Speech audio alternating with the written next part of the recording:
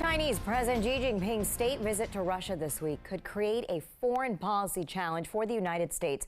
Welcome back to Capra Review. Joining us again is Mychael Schnell with our media partners at The Hill. And Mychael, President Xi Jinping describes Russia and China as strategic partners and great neighboring powers. So what do we think his intentions were for this meeting, especially at a time where the ICC even issued an arrest warrant for Putin?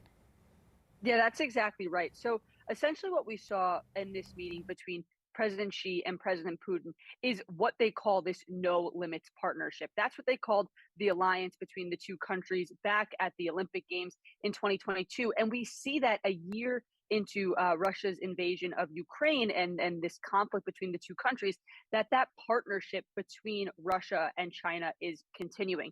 Now, this comes at a particularly precarious moment in the war, and it's a bit of a concern to the U.S. and NATO because obviously China has not condemned Russia for this attack. They haven't even called it an invasion. They have just called it a special military operation. So this is concerning. But again, it just underscores that no limits partnership between Russia and China that is drawing some red flags for the U.S. and NATO. So we know Putin and Xi, they met for 4 hours, both their delegations collaborating for days, and we can never know what they talked about. But their friendship also, it's nothing new for the United States. What are officials here, though, looking for that could be a threat?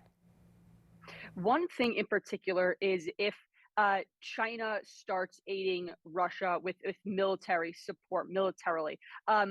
Defense Secretary Lloyd Austin was on Capitol Hill this week testifying before a House subcommittee. I want to read you something he said. He said, if Xi provides material support, it could prolong the conflict and certainly broaden the conflict potentially, not only in the region, but globally. So that's some ominous words from the defense secretary, but sort of looking ahead and saying, if China starts aiding Russia in that particular way, this conflict can grow.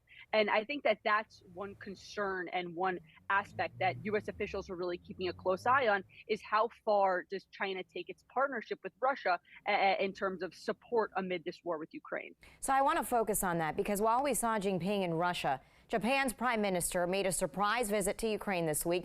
What's the symbolism seeing both of those meetings side by side one another? Because it just seems like the rivalry between some of the great powers is reaching a deeper divide.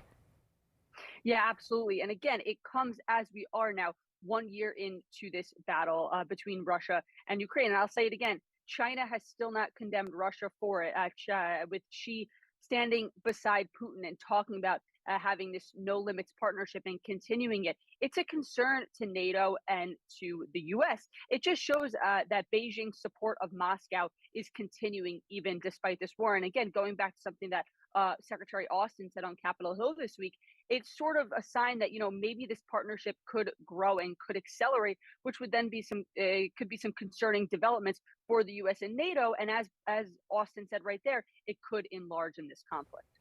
So last question, the two leaders, they've had a bilateral relationship for 10 years now. We've seen that partnership grow in a number of sectors, including now counterintelligence. Are these things that the U.S. should be worried about now, from energy, oil, and now counterintelligence? Yeah, I definitely think that is something that the U.S. is keeping an eye on. Particularly, I'm a congressional reporter. I come at this all from a congressional standpoint. Lawmakers from bipartisan lawmakers from both sides of the aisle have had a really key, a strong eye on China in this Congress. We see that the Select Subcommittee on the Chinese Communist Party was created in a bipartisan fashion. Lawmakers from both sides of the aisle are sitting on that committee, and they have vowed to look into competition between the U.S. and China, and they have vowed to be a check on the CCP. Additionally, in terms of U.S. skepticism towards China, we saw this week the CEO of TikTok testify on Capitol Hill. TikTok is owned by ByteDance, which is a Chinese-based company. A lot of lawmakers, again, from both sides of the aisle, have concerns about data sharing on TikTok, about privacy, about misinformation. And this all comes back to having a strong eye on China. And this was a concern that was raised by a number of lawmakers at that hearing, some of them proposing bans on TikTok. The CEO came back and sort of floated this idea. It's called Project Texas, which would be storing the American data in a Texas-based company.